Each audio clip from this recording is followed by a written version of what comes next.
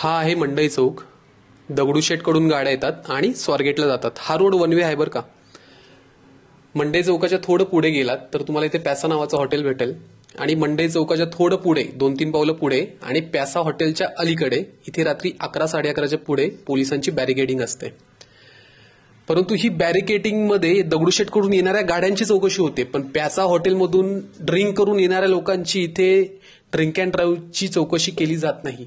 जर तेच बॅरिकेडिंग पोलिसांनी इथे लावलं प्यासा हॉटेलच्या पुढे तर ड्रिंक करून येणारे जे काही कस्टमर्स असतील त्यांची चौकशी इथेच होईल, त्यांच्यावरती कारवाई इथेच होईल आणि ड्रिंक करून गाडी चालवल्यामुळे होणारे जे अपघात आहेत त्यांचं पर्सेंटेज किंवा त्याचं प्रमाण बऱ्यापैकी कमी होईल. परंतु पोलीस ही बॅरिकेडिंग इथे लावायची हिंमत करतील का, आणि लावली तर प्यासा हॉटेलमधून येणाऱ्या कस्टमर्सशी ते ड्रिंक केली आहे की नाही, किती प्रमाणात केली आहे याची चौकशी ते इथे करतील का, हा माझा पुणे पोलिसांना सवाल आहे, प्रश्न आहे.